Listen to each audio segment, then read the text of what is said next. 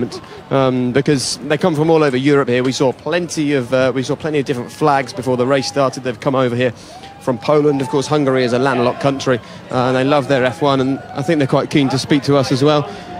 Fair few Union flags as well. Come on, boys, let's go and have a little word over here with some of the fans, because this is what Formula One's all about. And our aim when we took over the coverage of the sport in 2009 was to try and get the fans closer to what goes on. Not quite this close.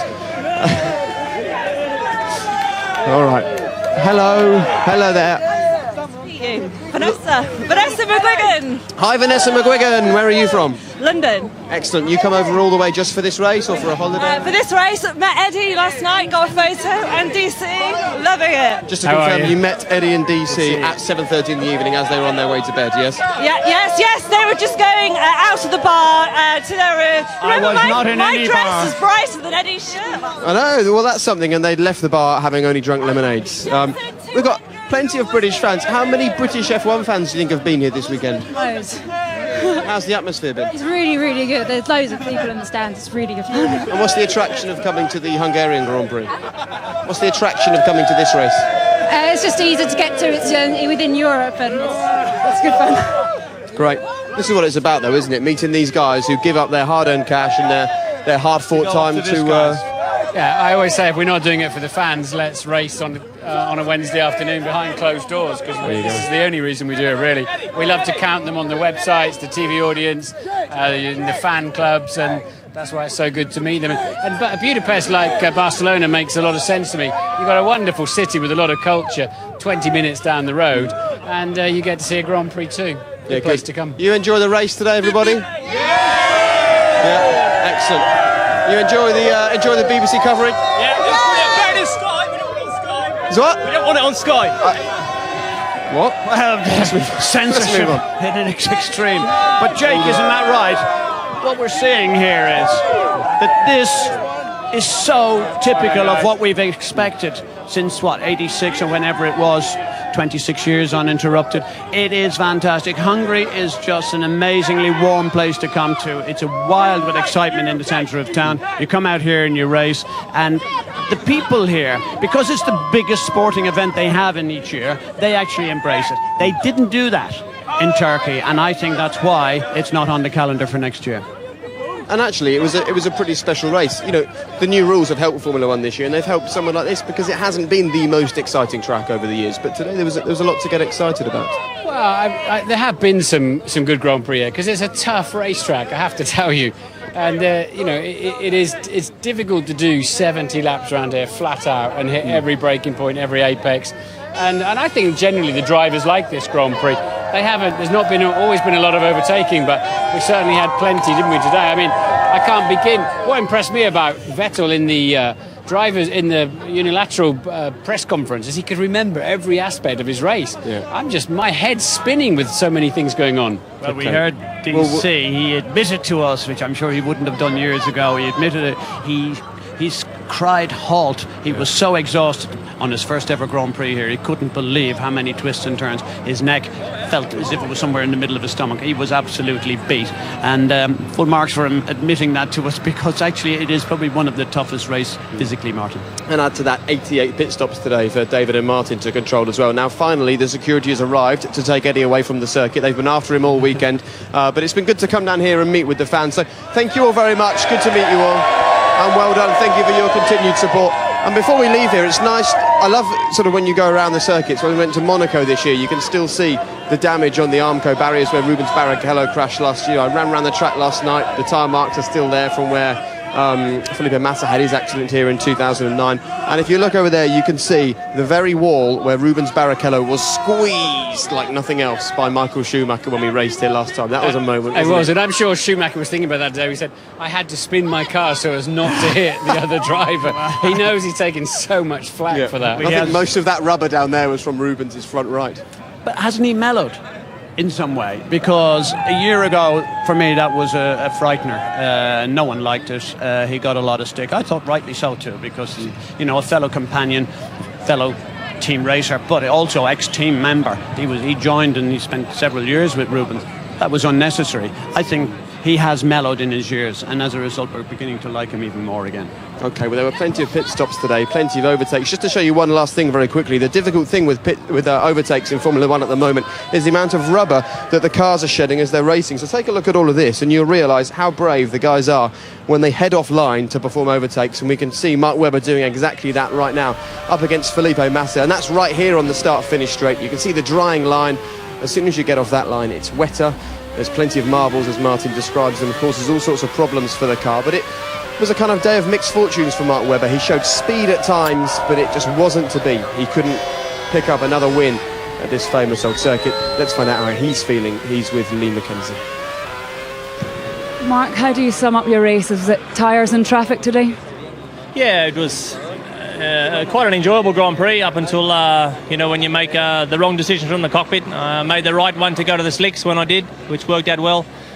But, you look completely stupid when you're only on the intermediates for two laps. So if it rains heavier for another 3 or 4 minutes, then that's the right decision. So that's the roll of the dice you've got to make. Obviously, the difference between the slicks and the inters when it was wet was a lot. So it was my call. I decided to roll the dice, and if it worked, obviously you win big. If you lose, I lost some position. So in the end, that's the way it was today. And at the end, obviously, when you catch about 4 or 5 cars in the middle sector, the Sauber was driving on the line with no pace at all, so I could not go anywhere. But as you say, you want to make these brave decisions, and you came in earlier than anybody else and went onto those slicks. Just tell us about your start, though, because you dropped back a couple of places. How difficult were conditions at that stage? Yeah, pretty tricky. It was pretty slippery on that side of the grid, I think. Got away reasonable. I saw the Mercedes and those guys got a very good start as well.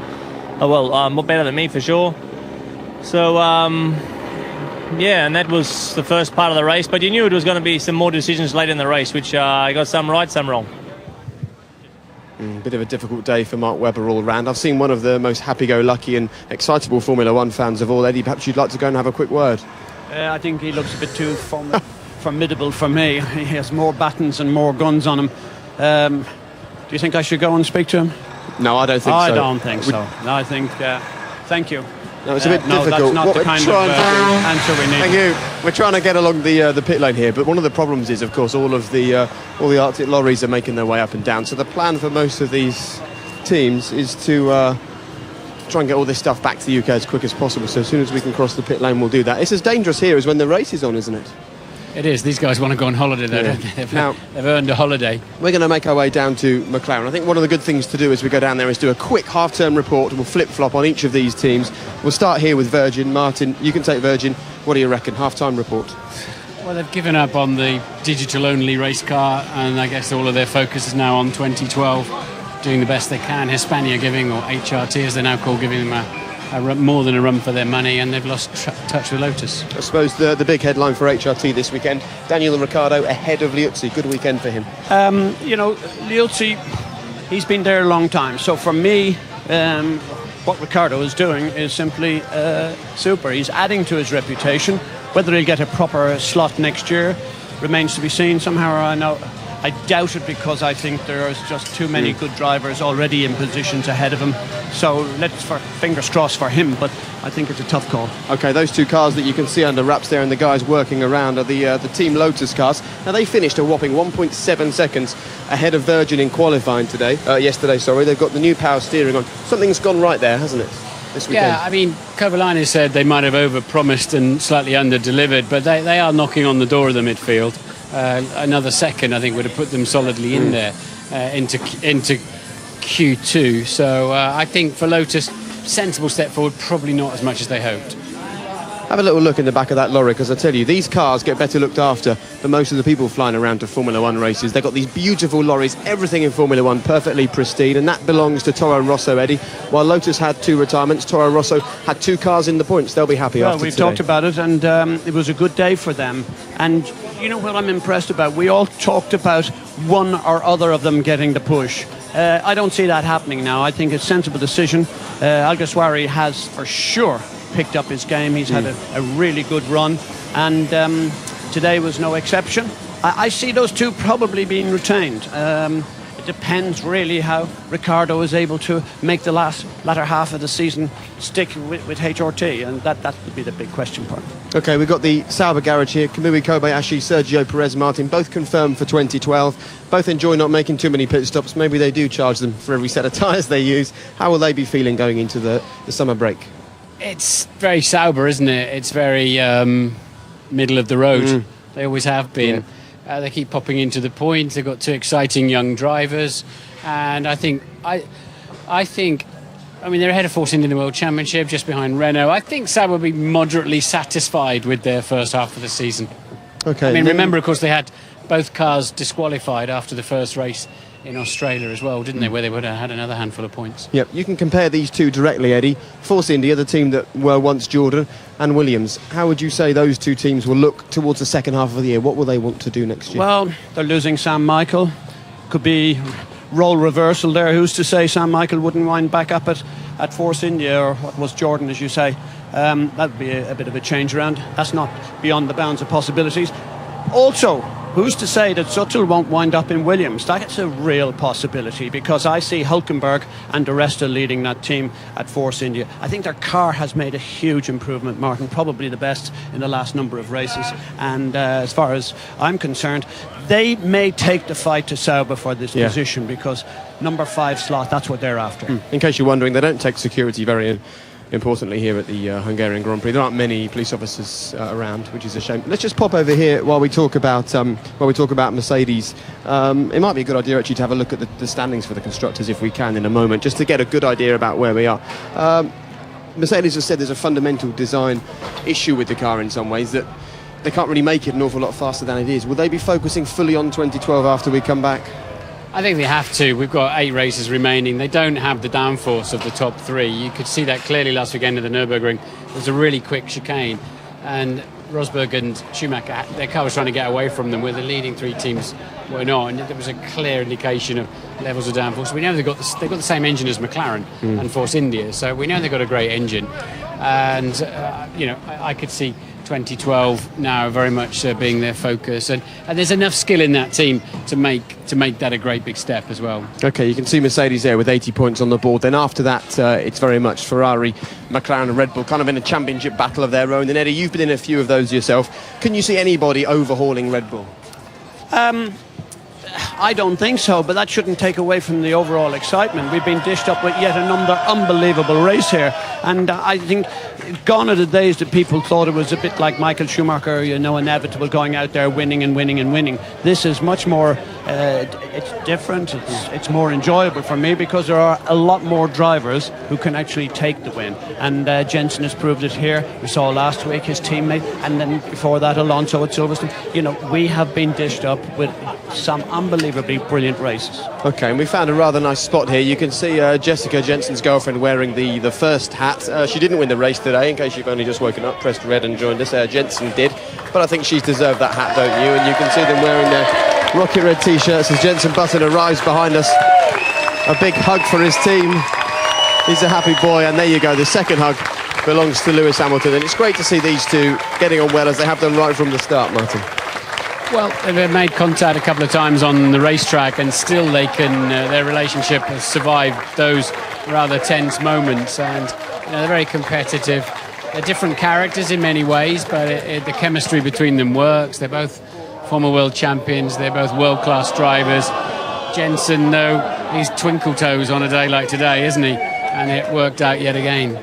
And did you always do this, Eddie, after your wins and after your big weekends, get everyone together and do a bit of team bonding like this? Ours were pretty much further apart, sadly. But when it did happen, there was complete mayhem, particularly the first one, I think, in Spa, because no one expected it. They didn't even have an Irish national anthem. How about that? But anyway, we allowed them to play the British national anthem, because that's where the team was based, and that's what we wanted. So there's an extra little British national anthem that shouldn't have been played. But anyway, they redressed that, and they sorted it out with the other ones. But you go out and you don't know whether to go and have a drink, or you don't know whether to just celebrate with the people. You just want to be close to the ones who have done it with you. Okay, let's just enjoy these pictures for a minute. 1, 2, 3, hey!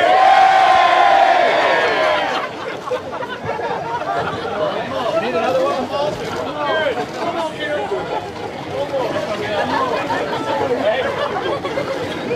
I love the fact that we can bring you these kinds of shots on the F1 forum. It's great staying on air for an extra bit of time and seeing this kind of raw emotion.